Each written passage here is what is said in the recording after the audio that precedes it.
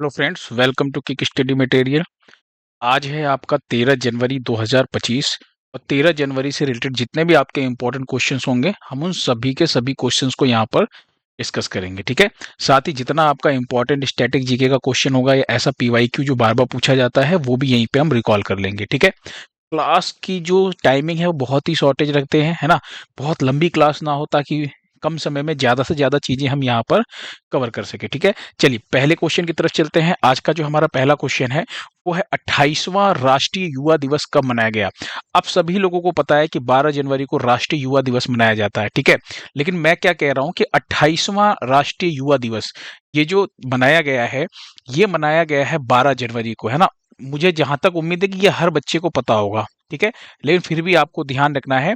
इसके बारे में थोड़ा सा कुछ चीजों की डिस्कस करेंगे जो एग्जाम में पूछने की संभावना प्रबल रहने वाली है। सबसे पहली चीज तो ये कि इसकी आपको थीम याद रखनी है ना। युवा एक स्थायी भविष्य के लिए लचीलेपन और जिम्मेदारी के साथ राष्ट्र को आकार देना, ये इस बार की क्या है, थीम है 2025 की। ठीक है, 12 जनवरी को मनाया जाता है। विवेकानंद की फोटो देख करके आप समझ गए होंगे कि इनकी जयंती के उपलक्ष्य में मनाया जाता है। बात करें थोड़ा सा स्वामी विवेकानंद से क्या क्या क्वेश्चन एग्जाम में पूछे जाते हैं बार बार, तो स्वामी विवेकानंद की जयंती के उपलक्ष्य में क्या मनाया जाता है, ये आपका मनाया जाता है युवा दिवस, राष्ट्रीय युवा दिवस, है ना। एक अंतरराष्ट्रीय युवा दिवस है वो अलग है और ये राष्ट्रीय युवा दिवस अलग है, दोनों ना अंतर है। ठीक है, मिक्स मत कीजिएगा आप लोग। ठीक है, चलिए कमेंट बॉक्स में बताइएगा आप लोग कि अंतरराष्ट्रीय युवा दिवस कब मनाया जाता है। ठीक है, अच्छा, इस राष्ट्रीय युवा दिवस की जो शुरुआत है ये कब हुई थी, तो शुरुआत आपको ध्यान रखना है 1985 में हुई थी। घोषणा 1984 में की गई थी, तो कंफ्यूज मत होइएगा। 1984 में घोषणा की गई थी और पहली बार 1985 में मनाया गया था। जन्म की बात करें तो स्वामी विवेकानंद का जो जन्म हुआ था वो कोलकाता में हुआ था। कब? 1863, 12 जनवरी को। ठीक है, इनका जो निधन हुआ था वो बेलूर में हुआ था। 4 जुलाई 1902 में इनका निधन हुआ है। देखिए आगे की डेट अगर नहीं भी याद कर पा रहे ना, पीछे का सन जरूर याद करिएगा, बहुत इंपॉर्टेंट है। ठीक है, जन्म तो वैसे भी याद हो ही जाएगा कि 12 जनवरी, क्योंकि 12 जनवरी को हम मनाते हैं, तो सन जरूर याद रखिएगा। फिर इनके बचपन का नाम बार बार पूछा जाता है, नरेंद्र नाथ दत्त इनका जो है बचपन का नाम है। इनके गुरु का नाम पूछा जाता है, गुरु कौन? रामकृष्ण परमहंस का नाम आपको ध्यान रखना है। इनका ना एक बहुत ही फेमस भाषण था जिसे विश्व धर्म संसद के नाम से जाना जाता है। ठीक है, विश्व धर्म संसद या विश्व धर्म सम्मेलन कहा जाता है। वो कहां पर? अमेरिका के शिकागो में इन्होंने भाषण दिया था। कब? 1893 में भाषण दिया था, जो कि बहुत फेमस था। ये कई बार एग्जाम में पूछा गया आपका क्वेश्चन है, मोस्ट रिपीटेड क्वेश्चन है।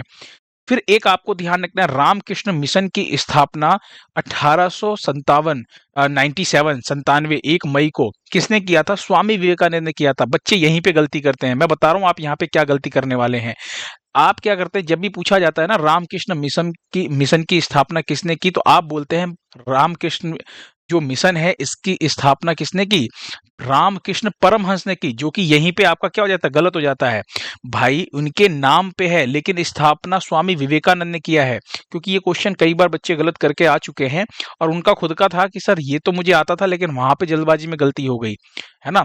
तो प्रेशर होता है एग्जाम का, गलती हो जाती है। तो आपको ध्यान रखना है कि रामकृष्ण मिशन की स्थापना रामकृष्ण परमहंस ने नहीं किया था, विवेकानंद ने किया था। ऑप्शन में आपको ये जरूर मिलेगा रामकृष्ण परमहंस। ठीक है, फिर रामकृष्ण मठ जो कि बेलूर में है, 9 दिसंबर 98 में यानी 1898 में किसने किया था?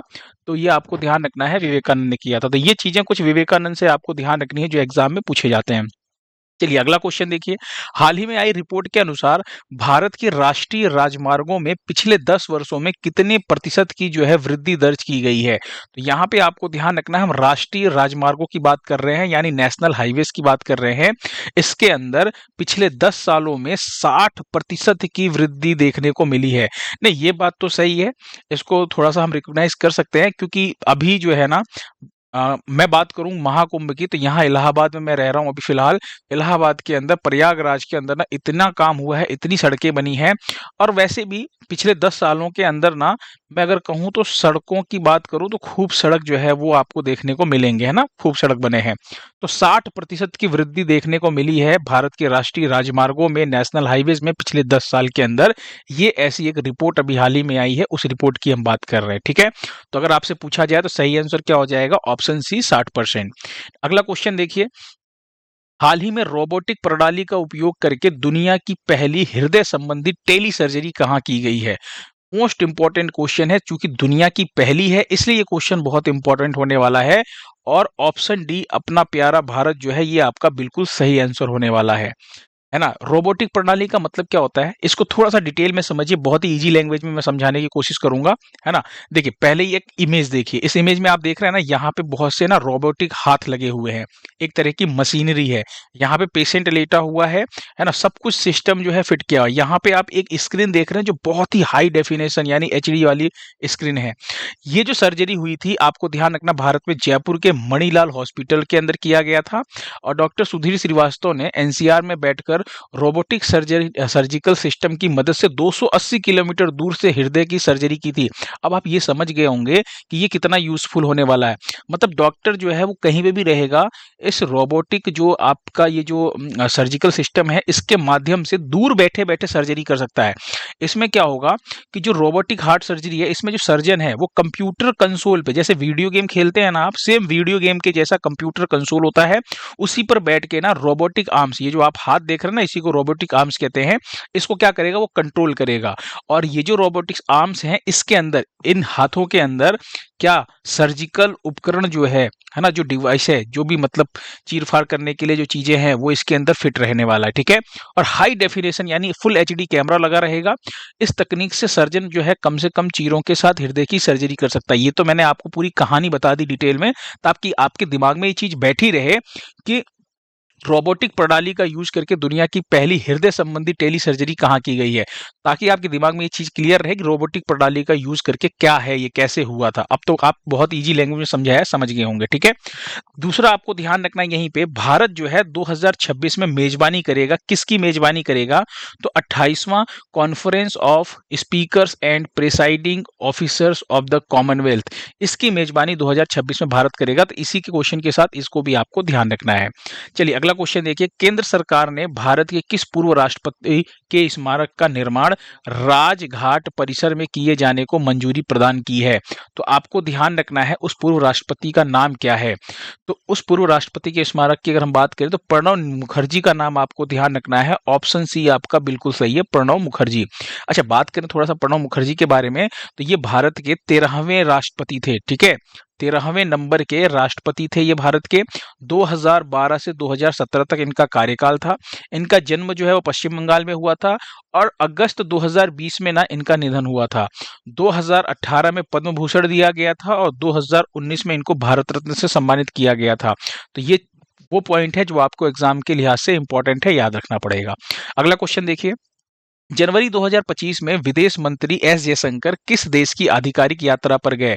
अब देखिए विदेश मंत्री हैं, ये तो अलग अलग महीनों में अलग अलग टाइम पे जाते रहेंगे। ये जनवरी 2025 इसीलिए लिख दिया मैंने, ताकि एग्जाम में आपसे पूछे ना तो आपको याद रहे कि जनवरी की 2025 के स्टार्टिंग में जो जनवरी मंथ है, उस टाइम पे एस जयशंकर जो हमारे विदेश मंत्री हैं वो कहाँ पर गए थे। तो आपको ध्यान रखना है, वो गए हैं स्पेन। कहाँ गए हैं अभी, स्पेन जो है आपका बिल्कुल सही आंसर है। स्पेन की बात करें तो आपको ध्यान रखना, एक यूरोपीय कंट्री है ये, है ना। ये जो यूरोप महाद्वीप देख रहे हैं आप, यहाँ पर देखिए, ये जो आप देख रहे हैं ना, यहाँ पर है स्पेन। ये जो आप देख रहे हैं, ये आपका क्या है, ये है आपका स्पेन। ये जो रेड रेड से मैंने किया, यहाँ पे है आपका स्पेन, ठीक है। इसकी राजधानी क्या है, मैड्रिड इसकी राजधानी है। करेंसी आपको ध्यान रखनी है, यहाँ की मुद्रा है। पेड्रो सांचेज जो है वो यहाँ के क्या है, प्रधानमंत्री हैं। अगला क्वेश्चन देखिए, नेक्स्ट क्वेश्चन क्या है आपका, हाल ही में प्रधानमंत्री मोदी ने सोनमर्ग सुरंग, ध्यान रखिएगा, ये सोनमर्ग में ये सुरंग स्थित है, इसलिए इस सुरंग को सोनमर्ग सुरंग कहा जाता है। और इस सुरंग का नाम क्या है, जेड मोड़ सुरंग। दरअसल ये जेड आकार में बन गया है ना, इस वजह से आपको ध्यान रखना है, ठीक है। तो जेड मोड़ सुरंग का उद्घाटन कहाँ किया, पहली इंपॉर्टेंट चीज तो ये कि उद्घाटन किसने किया है, तो नरेंद्र मोदी जी ने किया है। किसने किया है उद्घाटन, तो नरेंद्र मोदी जी ने उद्घाटन किया है। सबसे पहला पॉइंट तो आपको यही ध्यान रखना है। और कहां पर उद्घाटन किया है, तो जम्मू कश्मीर का नाम आपको ध्यान रखना है। किसका, जम्मू कश्मीर का आपको नाम ध्यान रखना है। यानी ऑप्शन जो आपका ए है वो आपका क्या हो जाएगा, बिल्कुल सही हो जाएगा। अच्छा, यहीं पे एक और चीज ध्यान रखिएगा, जम्मू कश्मीर में ही आपने एक और चीज पढ़ी थी। क्या पढ़ा था आपने, आपने पढ़ा था कि जम्मू कश्मीर में भारत के पहले केबल स्टे रेलवे ब्रिज का उद्घाटन किया गया था, जिस ब्रिज का नाम क्या था? अंजी खट ब्रिज नाम था। याद आया? अब हम बात करें इस जेड मोड टनल की, तो आपको ध्यान रखना समुद्र तल से जो इसकी ऊंचाई होने वाली है 8,652 फीट इसकी जो है वो ऊंचाई है समुद्र तल से, है ना। और लागत की बात करें अगर, तो लगभग 27 करोड़ रुपए से अधिक की लागत आपको ध्यान रखना है। आज 13 तारीख है, आज ही ये उद्घाटन करने वाले हैं मोदी जी, ठीक है, आपको ध्यान रखना है। लेह लद्दाख की यात्रा जो है वो आसान बनने वाली है इससे, है ना। जो लेह लद्दाख की यात्रा है खास करके श्रीनगर और सोनमार्ग को, है ना, ये जो सोनमर्ग है इसको आपस में जोड़ने का काम करने वाला है ना। कहीं कहीं पे इसकी लंबाई 6.5 किलोमीटर दिया गया है, कहीं कहीं पे 12 किलोमीटर दिया गया। अब अलग अलग न्यूज़पेपर में दिया गया है, तो आपको ज्यादा इसमें दिमाग लगाने की जरूरत नहीं है ना। जो ऑफिशियल वेबसाइट है जो गवर्नमेंट का, उसके ऊपर यहाँ पे ना 12 किलोमीटर दिया गया है कि 12 किलोमीटर की दूरी कम होती है। लेकिन भाई देखिए, सुरंग है, कोई भी पुल बना गया है, तो इसका मतलब ये है ना कि कोई चीज घूम के ना जाना पड़े, इसीलिए दूरी कम होती है। तो 12 किलोमीटर वहां पर लिखा हुआ है, ठीक है। तो जम्मू कश्मीर में आपको ध्यान रखना है सोनमर्ग सुरंग का नाम। अब अगला क्वेश्चन देखिए, हाल ही में गान नगाई उत्सव कहाँ मनाया गया है? गान नगाई उत्सव ये हर साल मनाया जाता है ना। और ये इंपॉर्टेंट है चूंकि एग्जाम में ये क्वेश्चन पूछेगा आपसे, पहले भी ये एग्जाम में क्वेश्चन पूछा जा चुका है। आंसर क्या होगा इसका? मणिपुर। ऑप्शन सी आपको ध्यान रखना है, मणिपुर के अंदर गान नगाई उत्सव जो है अभी हाल ही में मनाया गया है। दरअसल ये उत्सव जो है ये फसल कटाई उत्सव है। जब फसल की कटाई होती है ना, तो उस फसल कटाई के टाइम पे ये उत्सव को मनाया जाता है, ठीक है। तो आपको ध्यान रखना, एक तरह का कृषि उत्सव है, फसल उत्सव है। अगला क्वेश्चन देखिए, विकसित भारत एट द रेट 2047 यानी 2047 के लिए युवा शक्ति का दृष्टिकोण। दरअसल ये एक बुक का नाम है, ये जो आप देख रहे हैं ना, ये एक बुक का नाम है, ठीक है। ये एट हटा दीजिए, विकसित भारत एट द रेट 2047। आपको कितना याद करना है? इतना लंबा है, आप बस ये इतना याद कर लीजिए, आगे का मेन, ठीक है। ये जो है ये मेन हेडिंग है, इसको ध्यान रख लीजिएगा। अभी हाल ही में जो इसका विमोचन किया, यानी इसको लॉन्च किसने किया है, तो आप इमेज देख करके समझ गए होंगे, नरेंद्र मोदी जी ने लॉन्च किया है, ठीक है। तो पीएम मोदी जो है, प्रधानमंत्री नरेंद्र मोदी, इन्होंने इस बुक को लॉन्च किया है। इंपॉर्टेंट किताब है ये बुक, इसलिए इंपॉर्टेंट हो जाती है क्योंकि भाई भारत के प्रधानमंत्री ने अगर किसी किताब को लॉन्च किया है, तो वो अपने आप में थोड़ी सी जो क्या है किताब जो है वो थोड़ी सी क्या हो जाएगी, इंपॉर्टेंट हो ही जाएगी, ठीक है। चलिए अगला क्वेश्चन देखिए, नेक्स्ट क्वेश्चन क्या है आपका? 8वें राष्ट्रीय जैविक उत्पादन कार्यक्रम का नई दिल्ली में किसने उद्घाटन किया है? पहली चीज तो आपको ये ध्यान रखना, संस्करण कौन सा है, तो 8वां संस्करण है राष्ट्रीय जैविक उत्पादन कार्यक्रम का, और नई दिल्ली में इसका उद्घाटन किया गया है। और इसका उद्घाटन जो किया है वो पीयूष गोयल ने किया है। ऑप्शन बी जो है आपका बिल्कुल सही ऑप्शन है, ठीक है। पीयूष गोयल कौन है? तो केंद्रीय वाणिज्य एवं उद्योग मंत्री कौन है? पीयूष गोयल हैं। यहाँ पे ना आप एक काम कीजिए, एक बार इस इमेज को देखिए, ये जो आप देख रहे हैं ये कौन है? ये है आपके पीयूष गोयल, ठीक है। और यहाँ पे दो और पॉइंट, बहुत इंपॉर्टेंट चीज ध्यान रखनी है, क्योंकि यहाँ पे ना इसके साथ साथ दो चीजों का और उद्घाटन किया है पीयूष गोयल ने। पहला, नई दिल्ली में ही, ध्यान रखिएगा, नई दिल्ली में ही भारत क्लाइमेट फोरम 2025 में भारत क्लीनटेक मैन्युफैक्चरिंग प्लेटफॉर्म का अनावरण किया है। और पीयूष गोयल ने मुंबई में, ये तो नई दिल्ली में था, ये मुंबई में 29वें वाटन इंडिया इकोनॉमिक फोरम 2025 का उद्घाटन किया है। तो एक तो पहला आपको पॉइंट ध्यान रखना है ये वाला, दूसरा ये वाला, और एक क्वेश्चन, यानी तीनों चीजों का ध्यान रखना है पीयूष गोयल ने जो उद्घाटन किया है। अगला क्वेश्चन देखिए, जनवरी 2025 में आधिकारिक रूप से किस शास्त्रीय भाषा का दर्जा मिला है, यानी किसे ना आधिकारिक रूप से किसे शास्त्रीय भाषा का दर्जा मिला है? तो अभी देखिए, बात करें अगर हम ना, तो भारत सरकार ने कब, अक्टूबर 2024 यानी पिछले साल भारत सरकार ने 5 भाषाओं को शास्त्रीय भाषा का दर्जा दिया था। कौन कौन सी है वो? तो एक आपको ध्यान रखना है, मराठी है ना, पाली, प्राकृत, बंगाली और असमिया, ये 5 भाषाएं हैं, ठीक है।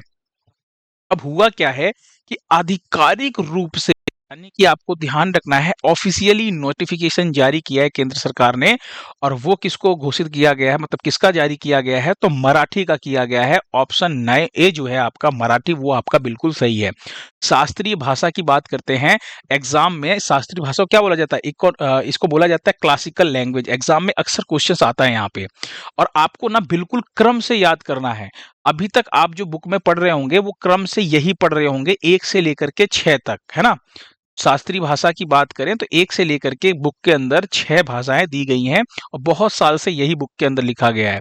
तो आपको ध्यान रखना, तमिल पहले नंबर पे क्रम से याद रखिएगा, 2004 में, 2005 में संस्कृत को शास्त्रीय भाषा घोषित किया गया था, तेलुगु 2008 में, कन्नड़ 2008 में, मलयालम 2013, उड़िया जो है 2014। उड़िया कहाँ पे? उड़ीसा में बोली जाती है। मलयालम जो है केरल में, कन्नड़ जो है ये आपका कहाँ पर? ये आपका कर्नाटका में बोला जाता है। तेलुगु आपको ध्यान रखना आंध्र प्रदेश के अंदर, और यहाँ पे संस्कृत तो आप जानते ही हैं। तमिल जो है ये आपको ध्यान रखना है तमिलनाडु में। अब यहाँ पर ये जो देख रहे हैं ये आपकी 6 सांस्कृतिक भाषाएं थी, सॉरी जो आपकी क्लासिकल भाषाएं थी, शास्त्रीय भाषाएं थी। अब आपको ध्यान रखना है जो 7वीं है वो मराठी। इनको घोषित कब किया गया था? 8 अक्टूबर 2024 को, है ना, पिछले साल। आपको ध्यान रखना 2024 में ये 5 भाषाएं, जिसमें मराठी जो है वो आपकी 7वें नंबर की, पाली प्राकृत 8वें नंबर पे, बंगाली और असमिया 10वें 11वें पे। तो अभी जो है हम बात किसकी कर रहे हैं? मराठी लैंग्वेज की, जिसको आधिकारिक तौर पर केंद्र सरकार ने नोटिफिकेशन जारी करके घोषित किया है, शास्त्रीय भाषा का दर्जा दिया है। ठीक है, 7वें नंबर की भाषा है ये हमारी। अगला क्वेश्चन देखिए, भारत ने राफेल तूफान से प्रभावित किस देश की सहायता भेजी है, मतलब किस देश को सहायता भेजी है? तो आपको ध्यान रखना है अभी क्यूबा के अंदर ना राफेल तूफान की वजह से बहुत नुकसान हुआ है। ठीक है, कहां पर? क्यूबा आपका बिल्कुल सही आंसर है, और भारत ने क्यूबा को मदद भेजी है। यहाँ पे एक चीज आपको ध्यान रखना है, अब मदद में क्या भेजेगा? वही खाने पीने की चीजें होती हैं, है ना। खास करके सबसे ज्यादा जरूरी क्या होती है? मेडिसिन होती है, दवाइयाँ होती है ना। ये दवाइयाँ जो होती है वो भेजनी पड़ती है। तो ये सारी जो मदद की है ये भारत ने की है, किसके लिए? क्यूबा के लिए।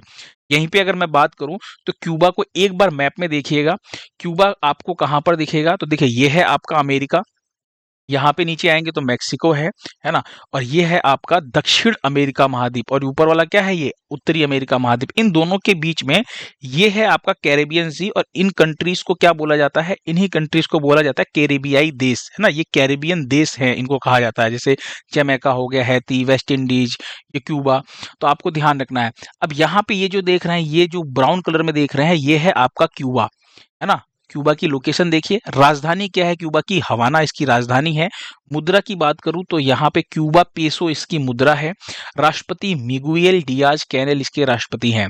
एक बहुत ही इंपॉर्टेंट क्वेश्चन पूछा जाता है, और वो क्वेश्चन क्या पूछा जाता है कि चीनी का कटोरा किसे कहा जाता है? चीनी का कटोरा जो है वो किसे कहा जाता है?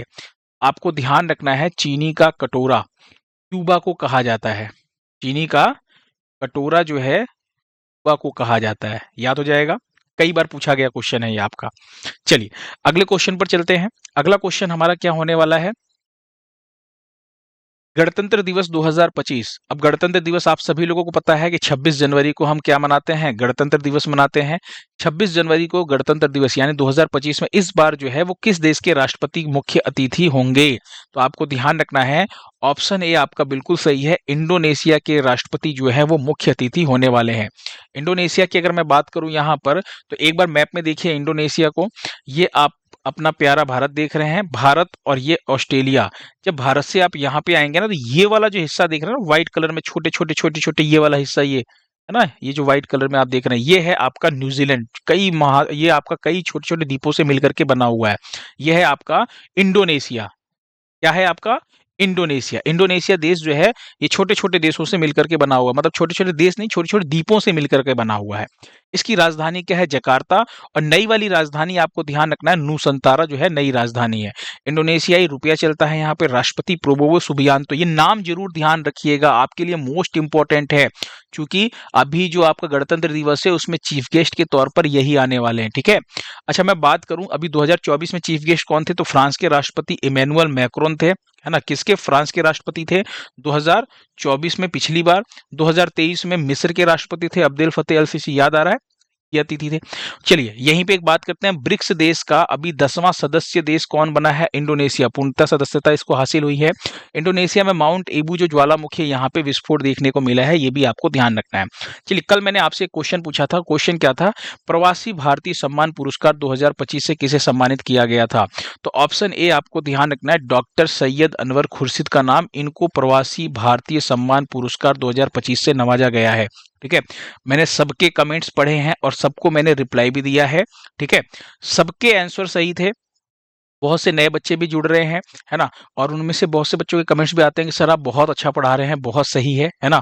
और मुझे जान के मतलब जब कोई ऐसा कहता है ना तो सीधी-सी बात है भाई, एक टीचर को और क्या चाहिए? एक मोटिवेशन मिलता है ना? बहुत मोटिवेशन मिलता है आपकी इन सब अच्छे-अच्छे कमेंट से। चलिए, आज आपके लिए एक छोटा-सा क्विज़ और है, और क्विज़ क्या है? Project P75। लास्ट टाइम पे मैंने आपको ये चीज़ बताया था, पूरा प्रोजेक्ट क्या है, किस इसके अंदर कितनी पनडुब्बी बनाई जानी थी, और हमारी अभी जो लास्ट और छठवीं पनडुब्बी है वो कौन सी बनी है, उसका नाम आपको बताना है। कमेंट बॉक्स में आंसर दीजिएगा, ठीक है? मैं सबको कमेंट्स जो है वो पढ़ता हूँ और बिल्कुल रिप्लाई भी देता हूँ। कुछ गलती होती तो उसे सही भी करता हूँ, है ना? लाइक, मुझे सिर्फ 100 लाइक चाहिए, ज़्यादा नहीं, सिर्फ 100 लाइक चाहिए। ये मेरा टारगेट है कि मुझे हर वीडियो पे अपने 100 लाइक मिलने चाहिए। जिस दिन ये टारगेट पूरा हो जाएगा, है ना, वीडियोस पे 100 लाइक आने लगेंगे, उस दिन हम कुछ और ज़्यादा की उम्मीद करेंगे। पीडीएफ की बात कर लेते हैं। पीडीएफ आपको as it is same to same कहाँ पर? टेलीग्राम चैनल पे मिल जाएगा, है ना? और आज से मैं क्विज शुरू करने वाला हूँ। आज से मैं शुरू कर दूंगा, है ना? आज दिन भर में कम से कम 5 से 10 क्विज, तो 10 क्विज तो आप मान के चलिए। इंपॉर्टेंट जो आपके करंट के क्वेश्चंस होंगे या फिर कुछ मतलब सब्जेक्टिव क्वेश्चंस भी उठाएंगे, है ना? और टेलीग्राम पे क्विज की प्रतियोगिता आज से शुरू होने वाली है, ठीक है? Thank you so much. मिलते हैं नेक्स्ट लेक्चर में कल, ठीक है?